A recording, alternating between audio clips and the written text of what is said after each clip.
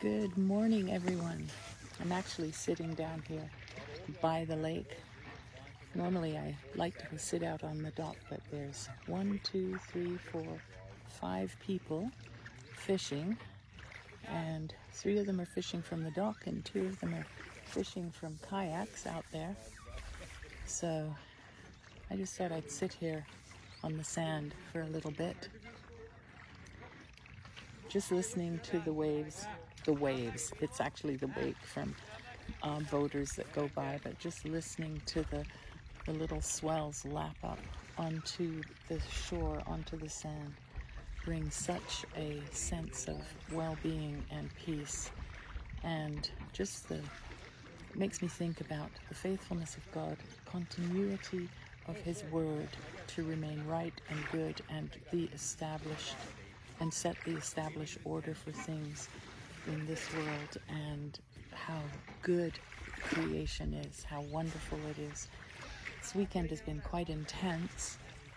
I've probably prayed more this weekend than I have done in a long time, for friends, for situations, for different things that I know that are going on. And while you do that, and while you intercede, when you make war on behalf of other people, knowing all the time as well that the battle is the Lord's, there comes this place where you have to find the ability to also embrace with vigor what is right and good and pure, and hold on to those things, so that those things are what are established in your mind. Those are the things that govern your day, the things that the Lord has said, that He is faithful, that His mercies are new every day, that He keeps His word, that He honors those who walk in humility before Him, that there's so much that the Lord wants to remind us in times of turmoil.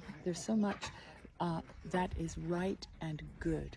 And it doesn't have to be big, it doesn't have to be dramatic, it just has to be what God says. And so that's one reason why I like to come down here and sit quietly, because it stills me.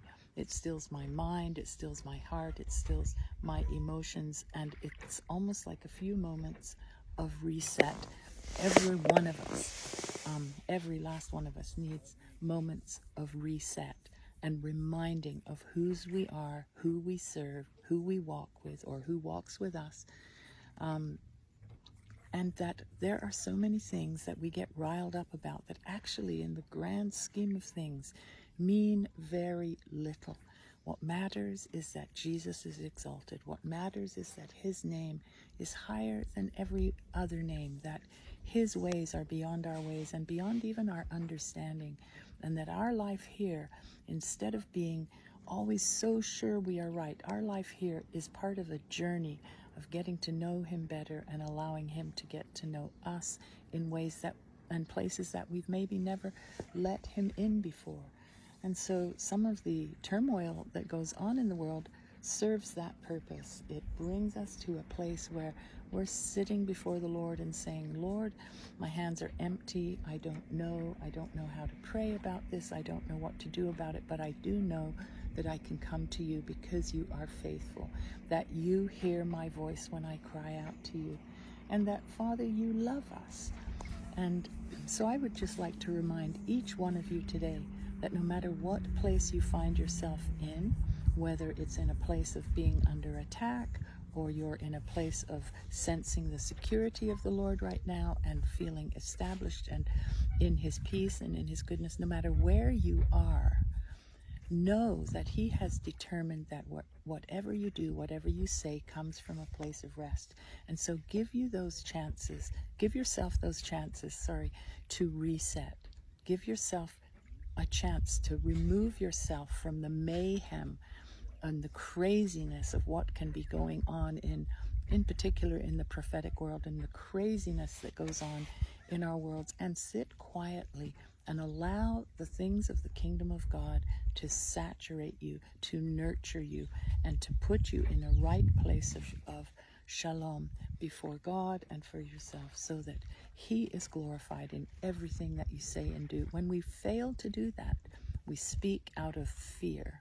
We feel that we need to say this and this and this because our world is being attacked, we think, and that makes us feel insecure and crazy, and it takes away our rest. And God doesn't want that. We're called to walk and speak out of rest.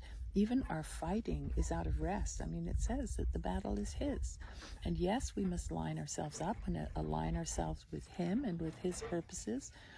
But sometimes we get those wrong. Sometimes we get them right.